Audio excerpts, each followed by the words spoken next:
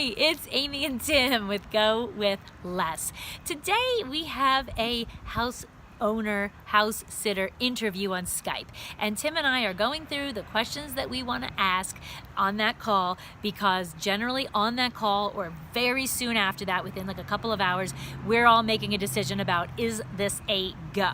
So the Skype call is a common thing that happens at the beginning or at the start of the process of the house sitter hasn't selected you necessarily, but you sort of made their short list, and they want to vet whether you're going to be a fit for them. And it's also a chance for you as the house sitter to vet whether you actually want to be a sitter in this particular person's home. That's right. And so it's kind of seeing, like, are we a fit for one another? Are our personalities a fit? How I look at it, so our profile is kind of it's like full. We have tons of profile pictures. We have reviews up the wazoo that are raving, like glowing reviews. So we have a video. Like, they know quite a bit about us already from the video. Like, we're not an unknown quantity. The homeowners are totally a different story. So it is an unknown quantity. We are never sure what that situation looks like on the inside, if the pets are friendly. I mean, like, so most of them don't have any reviews at all. So the Skype call is like your last chance before you secure the sit, and you are locked in, committed. So we're going to talk about some of the weirder questions that we ask and why we ask those in this video. I hope you'll stay tuned. One of the very first things you want to do on the call is confirm the date. Something that we've experienced in the past is that, I don't know why this is, but Trusted House Sitters, the site that we use most frequently, seems to get the dates wrong. I don't know if it's an end user error or if it's their error. They're based in the UK, and so maybe that has something to do with when they enter the stuff in the system, it throws things off, but dates are often inaccurate. By a day or so, but if you're getting a plane ticket, that's a big deal. So you want to confirm the dates and understand if the homeowner has their trip confirmed. Are they flying? Are they driving? If they're flying, have they booked their flights? We had somebody in Mexico who kind of preemptively booked us. She didn't have a trip planned, and it was booked out 6 months in advance. Well, she had no trip. So I checked in maybe 3 months before the sit. Hey, you're live? We're live. Yes, everything's great, fabulous, fantastic. A month before the sit, I did the same thing. Like, hey, now we're looking for your address, and let's get a little more finalized. Is this bus good time? Like, is this a good time for us to arrive, etc.? She was non-responsive for a full week. I was able to find her in another way. She had moved 7 hours away because she didn't have a trip planned, had totally forgotten about us, and in her, like, she wasn't planning on moving, so she moved with like a month notice 7 hours away. That's a huge deal in her life. We get it, but she forgot about us, and we had a commitment to be in this area with a ticket and all of that by that time. So we were kind of stuck there. It worked out. Oh, it always works out, but it did work out great in the end. But confirm the dates first up. Before we get to the Skype call, I should mention that in the emailing, there are 2 deal breaker questions that we ask. If you have absolute deal breakers, this is the time to ask, because it doesn't make sense to spend, I don't know, 30 or 60 minutes on a Skype call if the answer is no with these 2, with whatever your deal breaker questions are. I'm sorry, that was a bug. Number 1, our questions is this a non-smoking home, a cigarette smoking home? It's amazing how many profiles do not mention this in any way, but it's really important to us because we're very sensitive to cigarette smoke. Something else we've noticed is that's also important to the homeowner, so it's sort of interesting that you point this out, and then they're like, oh yeah, we're not every smokers. Single we one wouldn't of want them. Anybody smoking in our house either. So that's right. So as important as it is to the owners, it's surprising that they don't mention it, but they don't. I mean, we've done plenty. None of them mention it. The second one is, do you have quick Wi-Fi? In our Europe experience, we learned that Wi-Fi, we've seen slow Wi-Fi everywhere, including the States, but we've seen like really video, like Wi-Fi so slow. It's available, but basically unusable. We couldn't it's upload like the video. Speeds. Yeah, dial-up speeds. And internet that has a limit to how much data you could use a month. So you have to like rein in your data use. Well, this video, it's not that long, but it takes massive data, and you need super high speed Wi-Fi. So if we're going to be doing videos, we need quick internet. So these are the 2 questions that I'm asking before we get to the Skype call. And if either one of those answers are no, our internet is bad, or no, we are a non-smoking household, we're going to say, I'm sorry, this probably isn't the sit for us. So with that, we're going to move right on to another question. So an important question for us is, what is the pet's routine? Is the pet typically up at 5 o'clock in the morning because it likes to go for a jog? Is it up at midnight because it needs to go out? Is it a puppy? Or so if it's going to be some weird hour, so if we're going to have to get up at 4 o'clock in the morning to feed a pet, there's a chance we're going to walk away from that. A really good chance. Understanding a pet schedule is a very important thing for us. I think that chance, by the way, is 100%. With that, how long can the pet be left unattended? We're not planning to be gone for 8 or 12 hours, but we know situations that you can't leave the pet for more than an hour. That's not a good fit for us either. Also, if you're walking a dog, something you might want to understand is how is the dog on a leash? Is it okay with people? Is it okay with other pets? Is it going to bite you? So we want to understand how the dog is out and about and dealing with people and other pets. And we're talking about dogs. We're talking, of course, if someone has dogs. We're not asking these questions if they don't have any dogs. But if they do have dogs, have the dogs bitten people? So we want to understand if we're walking into an aggressive situation, that's not something you just want to show up to thinking you're having like a lovely old holiday and you have aggressive dogs. So know this stuff up front. So a new question we just added to our list came up from our last house sit, and it's about yard work. It's like, if there is yard work to be done, how long is that going to take? So how long does it take the homeowner to do the yard work? Sometimes I don't think they even know how long it is. In this last sit, they had a brand new yard. I was spending a couple hours a day dealing with the yard, and I didn't mind it at all. However, just knowing what it's going to be like, that's going to be good to know up front. So that's a good question to ask. How much time am I going to be expected to be out in your yard dealing with the things that are there to be dealt with?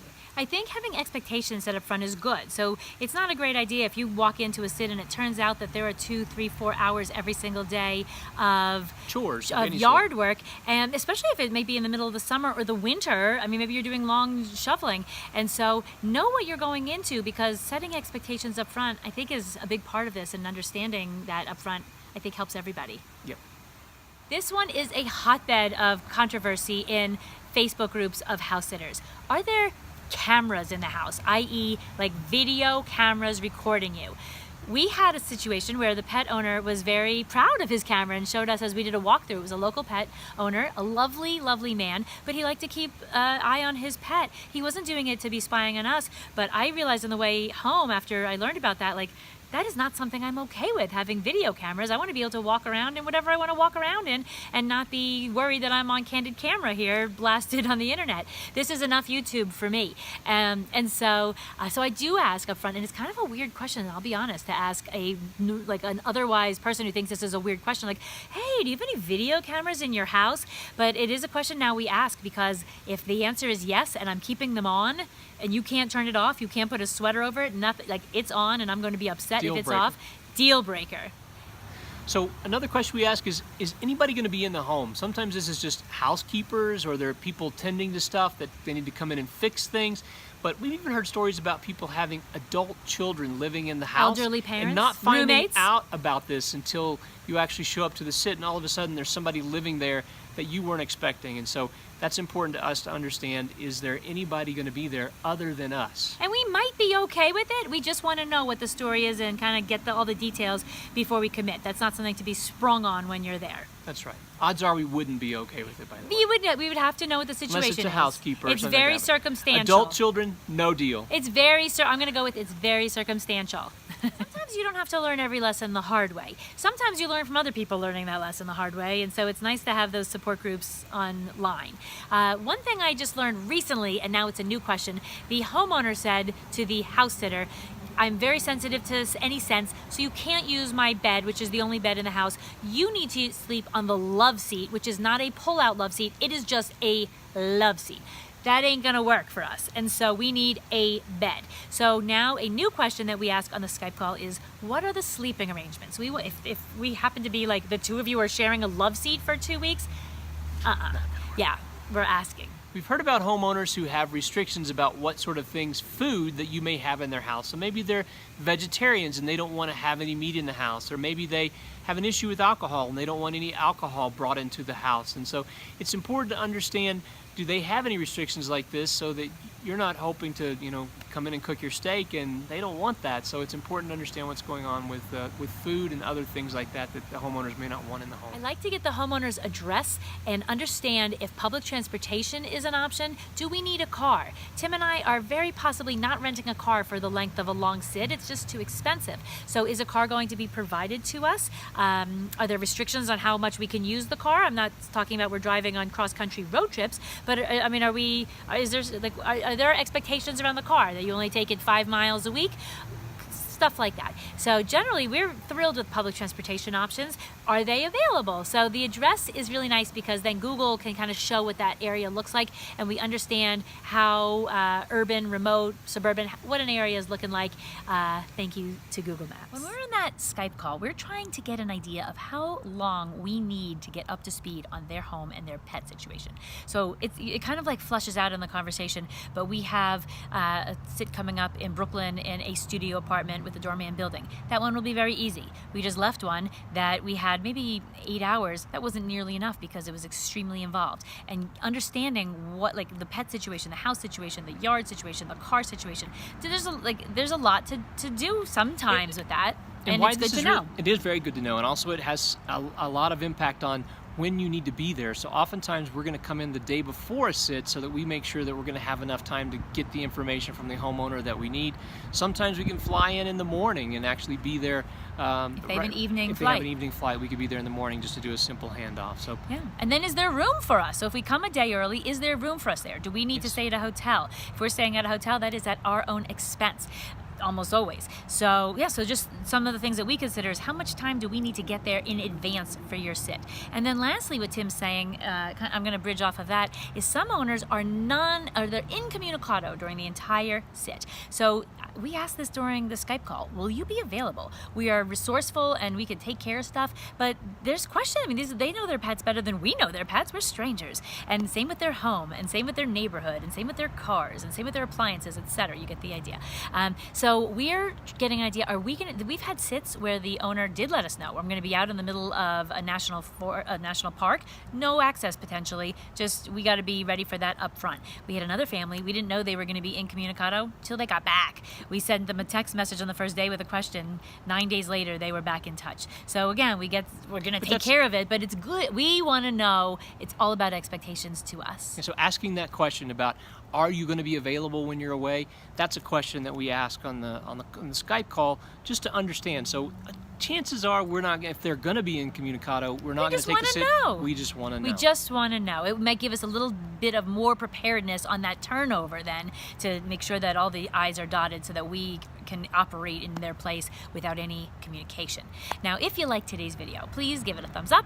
Please subscribe below if you have not already. If you have any questions or comments, please leave them below. And if you would like to share this with any friends who are interested in house sitting, we would love that. Thanks so much for watching. Thank you.